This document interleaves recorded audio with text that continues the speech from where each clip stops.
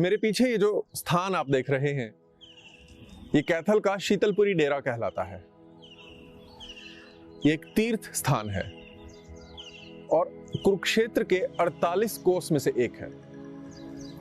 कहते हैं कुरुक्षेत्र जहां महाभारत हुई थी, उसके चारों तरफ आज भी 48 तीर्थ स्थान ऐसे हैं जिनकी रक्षा स्वयं भगवान कृष्ण आज भी कर रहे हैं। आज सुबह जब मैं इस मंदिर में आ रहा था तो मुझे एक कहानी याद आई। मुझे लगा मैं वो कहानी आपके साथ साझा करता हूं।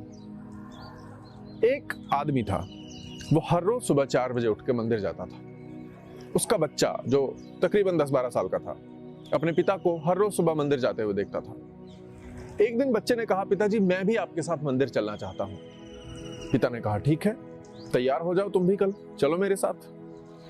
अगले दिन बच्चा सुबह 4 बजे उठा, उसने स्नान किया, खुशी में था, जोश में था, अपने पिता के साथ मुंह अंधेरे ही मंदिर के लिए चल पड़ा। वो बहुत खुश था। उसे चारों तरफ जो कुछ भी दिखाई दे रहा था वो उसके बारे में बात करता हुआ जा रहा था। आसमान में पंछियों की आवाजें थी, हल्के हल्के बादल थे, सूरज अभी ठीक से निकला नहीं था। फुटपाथ पर सड़क के किनारे कुछ लोग सो भी रहे थे। बच्चा बात करता हुआ जा रहा था। बच्चे ने कहा, देखिए पिताजी, ये लोग अभी तक सो रहे हैं, ये उठे नहीं हैं, कितने आलसी हैं ये, इन्हें भी मंदिर जाना चाहिए, सुबह जल्दी उठना चाहिए। हमें देखिए, हम सुबह जल्दी उठकर मंदिर जा रहे हैं। पिता ने बात सुनी लेकिन कुछ कहा नहीं। दोनों जब मंदिर पहुंचे, पिता ने बच्चे को मंदिर के द्वार पर ही प्रतीक्षा करने के लिए कहा और अकेले मंदिर चले गए। कुछ देर बाद वो बाहर आए, बच्चे को साथ लिया और घर वापस आ गए। बच्चा मंदिर के अंदर गया ही नहीं। बच्चे को हैरानी हुई।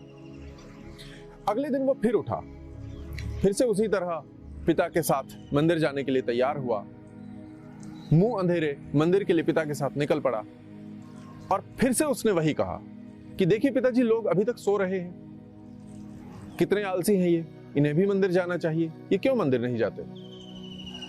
पिता ने फिर कुछ नहीं कहा। वो मंदिर के द्वार पर आए, बच्चे को प्रतीक्षा करने के लिए कहा, अकेले मंदिर गए, वापस आए, बच्चे को लिया और घर वापस आ गए।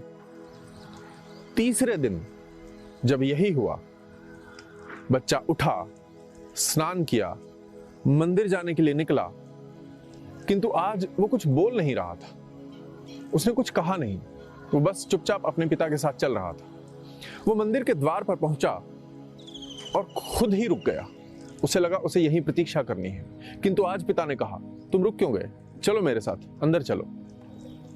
बच्चा अंदर गया, उसने दर्शन किए, बाहर आया तो पिता से पूछा, पिताजी आपने 2 दिन तक मुझे यहां खड़े होकर प्रतीक्षा क्यों करवाई, आप 2 दिन तक मुझे अपने साथ मंदिर लेकर क्यों नहीं गए।